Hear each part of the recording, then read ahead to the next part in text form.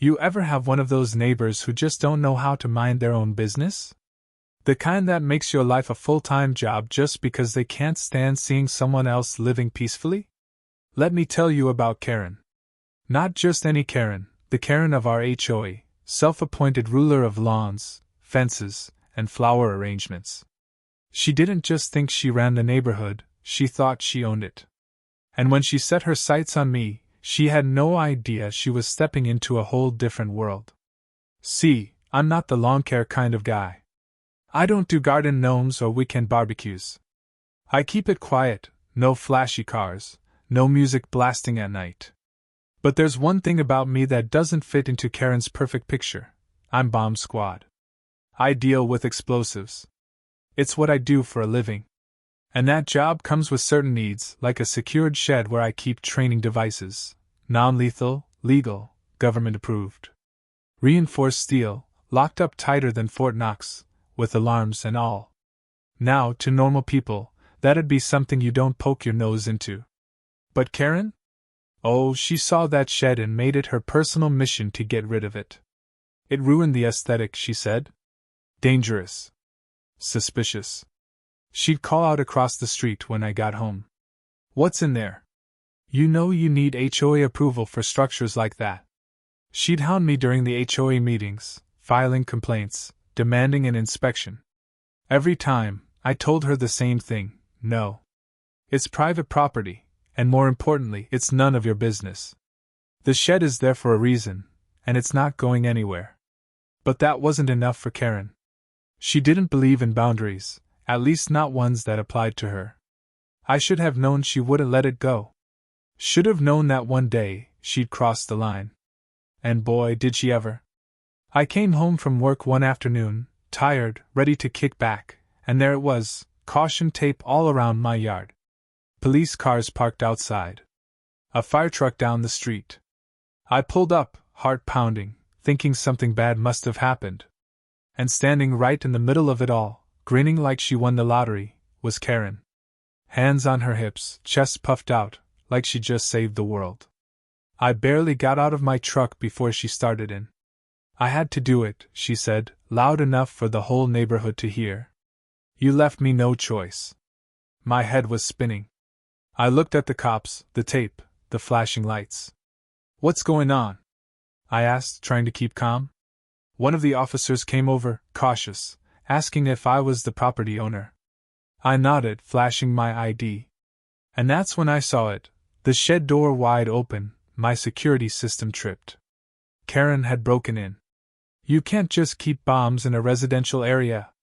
She screamed, as if she wasn't the one who just committed a felony. The officer looked at me, then back at her, and I could see he was starting to get the picture. I pulled out my credentials, bomb squad, full clearance, authorized storage. The officer's eyes widened. He motioned to his partner, and they stepped away to talk. Karen wasn't done. She pointed at the shed like it was a crime scene.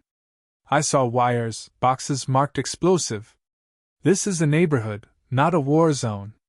I walked past her, past the cluster of neighbors who'd come out to gawk, and went straight to the shed. Sure enough, she triggered the alarm when she forced the lock. Inside, everything was where it should be, safe, contained, clearly labeled simulation devices, explosive training only. Legal. Harmless. But she didn't care. She wanted a show. She wanted me gone. The officers came back over, more relaxed now, but still serious. We've checked everything, one of them said. Looks like this is all in order. Karen's face twisted. No, you have to arrest him. He's endangering us. She shrieked. The officer held up a hand. Ma'am, you broke into private property. This could have gone very differently. She backed off a bit then, but the fire in her eyes didn't fade. I could see it plain as day, she wasn't going to stop. She thought she was right. Thought she was a hero. But what she didn't know was that she just lit the fuse. And this wasn't a situation she could control. This wasn't a garden gnome or a fence 2 inches too high. She'd walked straight into a world she didn't understand. And now, she was about to find out just how badly she'd messed up. So there I was, standing in the middle of my own front yard, with flashing lights, cops, firemen, and half the neighborhood watching like it was the climax of some reality TV show. Karen stood tall, arms crossed, a smug grin plastered on her face like she'd won. I didn't say a word to her, didn't even look her way, just walked straight up to the officer in charge. He was flipping through his notepad when I reached into my pocket, pulled out my ID, and held it up. Bomb squad credentials, issued by the city, clearance high enough to shut down this circus with one look. He glanced at it, then at me, and his whole posture shifted. Less tense, more confused. Sir, I said, this is a misunderstanding. That shed is government approved, I have the permits, and it contains non-lethal training devices. Nothing more. He nodded slowly, still processing, then stepped aside to talk with another officer. Karen wasn't done. She marched up, finger pointing like she was calling down the wrath of God. You're not just going to let him get away with this, are you? You saw what's in there. Her voice was shrill, desperate now that the attention was slipping away from her. The officer didn't even flinch. He told her they'd follow up, but for now, everything checked out. I walked past her, ignoring the string of accusations she hissed under her breath. The shed was secure again, but the locks were damaged, the door slightly bent from where she'd forced it. My neighbors stood in clumps, whispering, glancing at me like I'd sprouted horns. No doubt Karen had filled their heads with visions of bombs in their backyards, of some lunatic hoarding weapons in the suburbs. I could feel it, the judgment, the suspicion. All because one woman couldn't leave well enough alone. The next day, a letter appeared in my mailbox, stamped with the HOA's logo. Formal complaint. They wanted the shed gone. Claimed it violated community standards, that it was aesthetic pollution and a threat to public safety. I laughed, more out of disbelief than amusement. I drafted a response, attached copies of every permit I held, legal documents signed by more important people than anyone on that board. Sent it certified mail, just to be thorough. But Karen wasn't finished. She was in full crusade mode, knocking on doors, handing out flyers, telling anyone who'd listen that I was a menace, that I was going to blow up the whole block. She even posted on the neighborhood's online forum, calling me unstable, dangerous. Some folks bought into it. Others stayed quiet, probably afraid to get caught in her crosshairs. The HOA board, already filled with Karen's friends, scheduled a hearing. They said they'd review the matter and decide on the best course for the community. I didn't sweat it. Let them try. I knew the law was on my side, knew they couldn't touch that shed without stepping into a legal minefield. But still, it ate at me. The idea that I had to defend myself, my career, because one person couldn't handle minding her own damn business. I kept my head down, went about my work, but every time I pulled into my driveway, I felt eyes on me. Karen's windows were always cracked, curtains shifting just enough to let her watch. A week passed, maybe 10 days, before the next strike. I came home late, tired, looking forward to just shutting the world out, and there it was, the shed door hanging open again. But this time, it wasn't just a lock. Someone, and I didn't need a detective to know who, had splashed bright yellow paint across the front, big, dripping letters, terrorist. My blood boiled. I clenched my fists, trying to stay calm, but something inside me snapped. I stormed across the street, didn't knock, didn't hesitate. Karen opened the door before I could even reach for the handle, like she'd been waiting. You think this is funny? I asked, voice low, shaking with anger. You have no idea what you're messing with. She smiled, that same smug look, like she'd already won. You can't intimidate me. I'm protecting this neighborhood. I stepped forward, and she flinched, just a little. From what? The truth? She reached to slam the door, but I caught it firm. You vandalized federal property, Karen. You crossed a line. That shed? It's government issued. You just committed a felony. Her face lost its color, just for a second, just enough. I let go of the door and walked away, heart pounding, mind racing. I didn't sleep that night. I was too busy drafting my report, pulling together every piece of evidence, filing the complaint. vandalism, harassment, trespassing. I wanted this done by the book. I wanted her to feel it. When the police showed up at her door the next morning, I watched from my porch, sipping coffee, calm for the first time in weeks. She argued, of course. Cried, pleaded. But the officers weren't playing. They laid it out, what she'd done, what it meant, and what came next. She didn't get arrested, not yet, but the look on her face told me she knew this wasn't going away. And still, the HOA tried to push. Sent another notice, claiming the shed still violated visual standards. They'd hold another vote, they said. They'd escalate. So I showed up at the next board meeting, not alone this time. I brought a federal officer, someone from my unit, someone who could make it very clear where the line was. We walked in, calm, collected, while Karen sat at the end of the table, eyes darting, lips tight. I didn't say much. Didn't need to. The officer explained it all, my permits, the legal protections, the consequences of interference. Karen tried to speak, but he cut her off. Any further harassment will be met with full legal action. This shed is staying. End of discussion. The room was silent, heavy. The board members shifted, avoided eye contact. Karen sat frozen, no more fire left in her. She tried, one last time, to play the victim. I was just trying to help, she mumbled. I looked at her, steady, cold. You helped yourself into a criminal record. After that, she vanished. No more flyers. No more knocks at the door.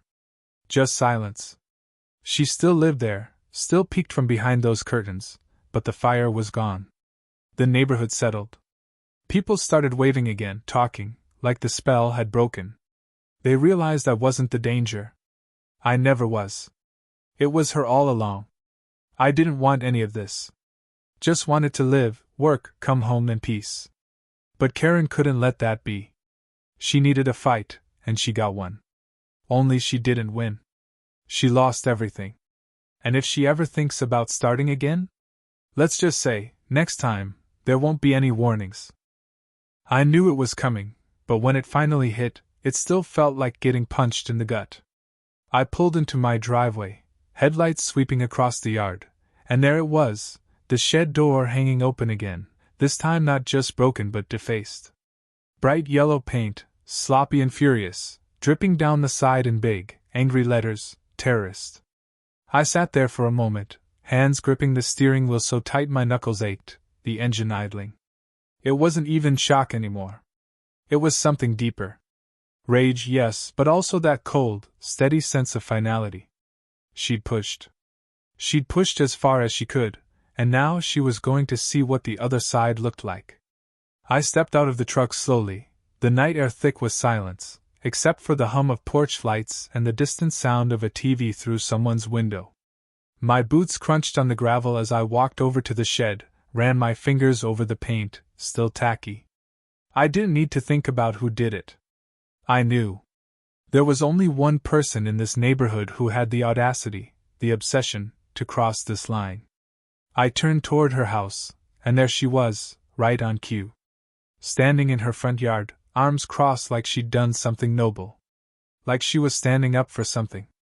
I didn't think. I just moved. She didn't flinch as I crossed the street, didn't budge when I stopped right in front of her.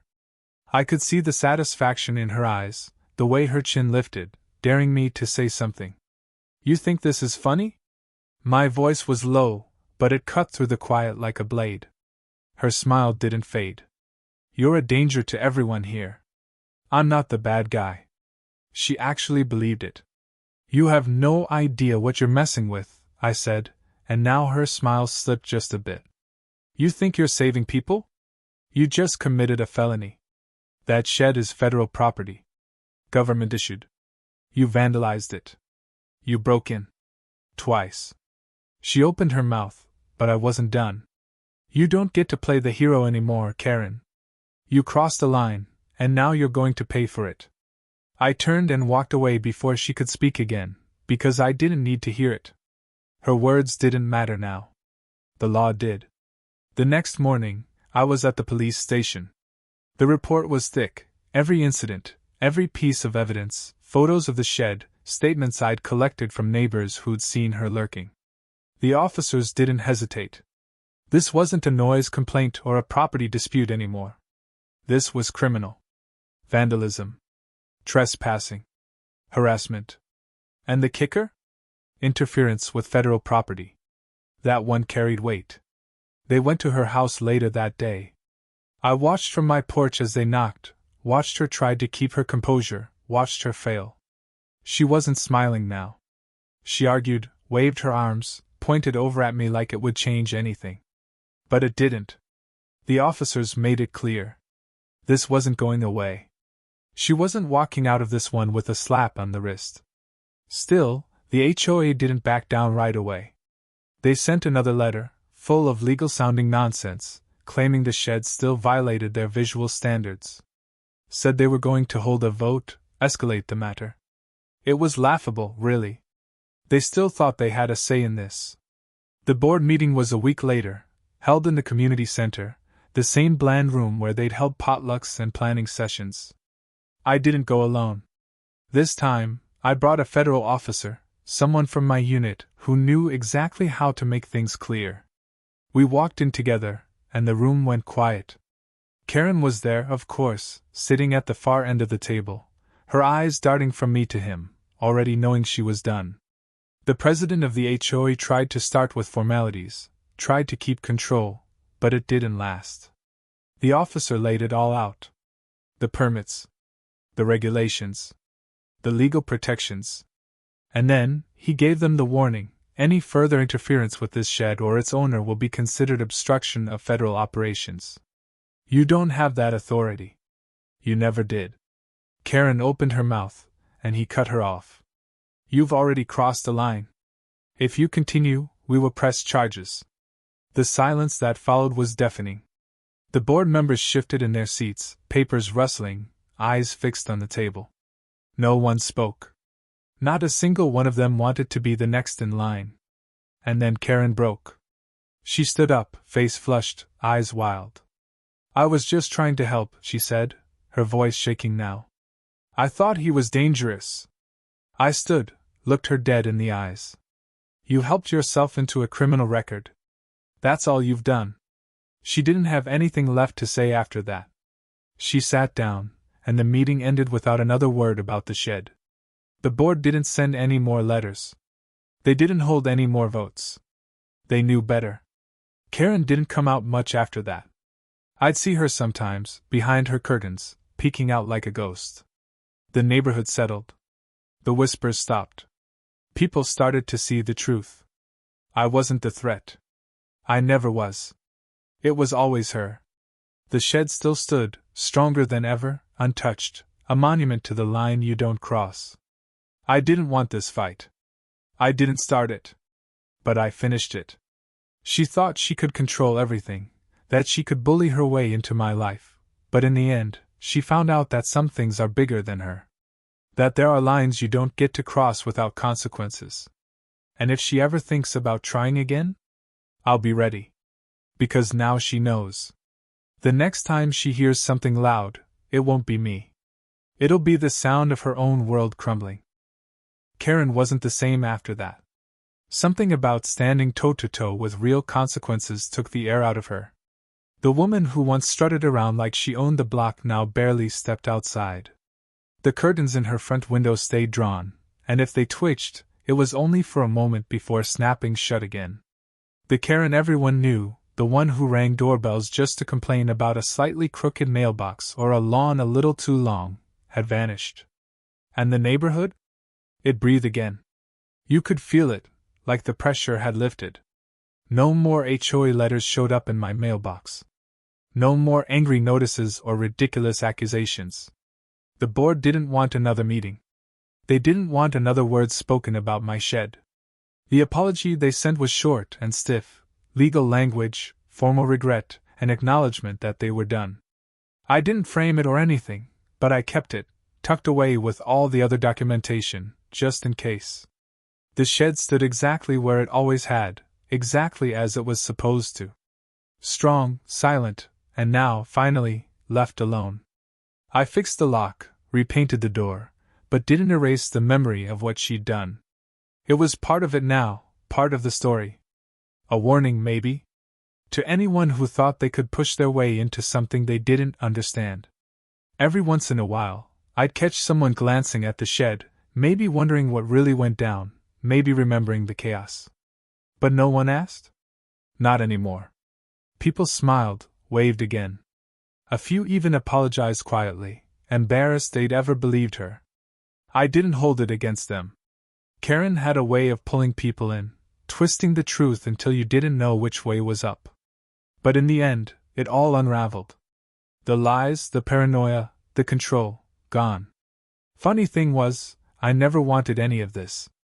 I just wanted to do my job, come home, and be left in peace. I didn't want to fight with neighbors, didn't want to be the center of attention. But Karen had a way of dragging you in, of making her problems yours until you had no choice but to stand up and shove back. She thought she could break me, thought she could scare me into giving in. But instead, she blew up her own life. The fines, the court dates, the whispered shame from neighbors who used to nod along with her every complaint, it all came crashing down. And the irony? She called me the danger, the threat. But the only thing she ever endangered was herself. I don't know if she'll ever really come back from it. People like Karen, they don't take losing well. But there's a difference between being feared and being respected, and now, she had neither. She was just a story people told, a cautionary tale about what happens when you push too far.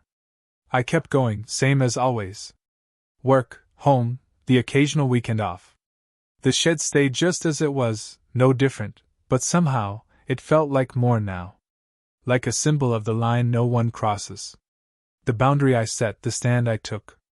And if she ever thinks about trying again, if some part of her still thinks she can reclaim what she lost, let her try.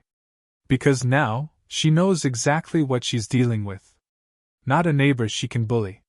Not some pushover she can intimidate. But someone who finishes what he starts.